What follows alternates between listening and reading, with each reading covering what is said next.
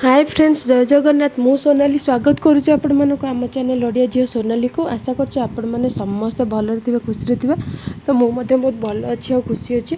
तो आज आपण मानक मु किछि ब्लॉग आनी खाली दुईटा रेसिपी आपण मानक सहित शेयर करछि, बहुत ही हेल्दी और टेस्टी रेसिपी। तो आपण माने देख पारे मोर मॉर्निंग रो ब्रेकफास्ट थिला बरा आउ सॉस आउ रसमलाई। तो बरा मो भौणी की कही, मो भौणी जेतु आसी तो मो भौणी को कही कि बिरी बाटिया जोटा कि बरा बनवाई।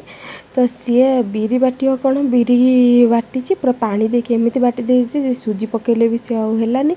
तो से बरार सेप नदी तो गोल गोल बरा कर छाणीदेली। तो खाईदेलु ब्रेकफास्ट। तापर मुझे आसीगली लंच मोर कलर आलू चटचटी आउ पोई चटचड़ी। तो कलरटा को मुझे काटिक लंबा लंबा कर आलू और कलर तो भलसे तेल टे भाजी ने तेल भाजी नेला बाहर कर रखीदेली। तापर देखिए पोई आ बांग्लोर जो पोई मिलूँ माने ताको मटन सीझीज किंतु पोई सीझा बहुत ही कष्ट, जोटा कि मु आने। तो मो हिसाब से कहूँ कौ जगार कौन मिलूँ मु जानी।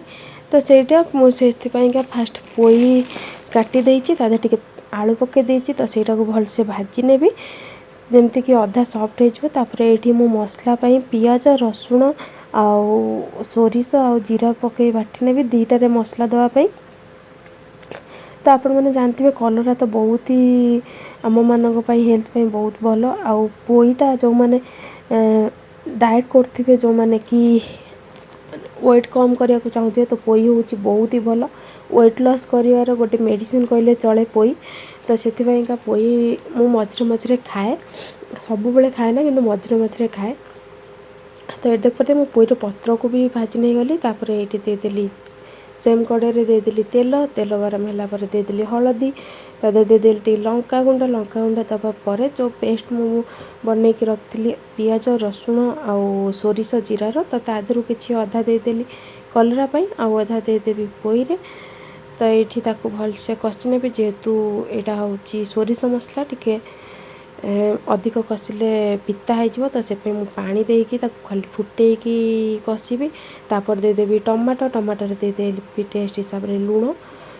तापर टमाटर टिके सफ्ट हो गला देदेवी पानी जेतिक दरकार। तो पानी फुटला कलरा और आलू जो भाजी रखी तो सहीटा देदेवी। तो सहीटा दबापर भलसे मसला सहित कषि नेबी आ पानी टिके सुखी गला तो होगला मोर कलरा और आलू चटचटी तरकारी, जोटा कि मते तो स्पेशली रुटी सहित बहुत भल लगे, भात सहित भल लगे किंतु रुटी सहित अधिक भल लगे। तो जदि आपण मैंने ट्राए न करछंती तो निश्चय थे ट्राए करूँ। आपण मान सहित नेक्स्ट वीडियो रे मो भौणी को मिसेबी। ये देख पाते मोर कलर चटचड़ी हो गलानी। तो जमी कलर चटचड़ी कली तो सेमती सेम मु करनेली पोई। तो सेमती तेल हलदी लंका गुंड देदेली सेटा टिके फुटला देदेली मसला टिके पानी देदेली। तापर देदेवी टिके टमाटर लुण ताको भलसे टिके फुटे नेबी।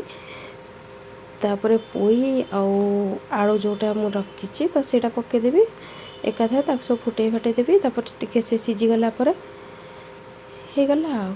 तो यहाँ थिला मु बहुत दिन है वीडियो करनी कहीं जेहेतु भौणी आसी तो मुझे सहित टाइम स्पेंड कर। तो से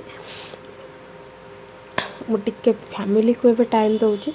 तो से पढ़ेला पुणी आज यूजुअल तो से नगले भी मुझे ब्लॉग आनिबी काली आज भी वीडियो आसला तो काली भी आसो एमती आसो एबे वीडियो कहीं टे देह खराब होता एमती सेमती सब थिला। तो यहाँ थिला मोर लंच। तापर इवनिंग रे पकोड़ी आउ चा करी खाई देइतिली। आउ गोटे ऑयल रो रेसिपी शेयर करछि यार प्रीवियस वीडियो रे, जदि न देखचंती तो मोर प्रीवियस वीडियो जाइए चेक करूँ। बहुत ही बेनिफिट हेयर पाई जो मान हेयर लॉस हो हेयर ग्रोथ करूनी चुटी झड़ी जाइए तो नुआ चुटी उठा भी बहुत हेल्प कर। तो से तो आशा करछि आपण मानक मो वीडियोटी भल लगी। जदि भल लगी तो लाइक करदे, चैनल जदि नुआ थे तो चैनल को सब्सक्राइब करदे, पाखर थे बेल आइकन प्रेस करदे, ऑल बटन रे प्रेस करदे। तो रोची पुणी देखा आ गोटे ब्लॉग रे से पर्यंत रही। Bye bye.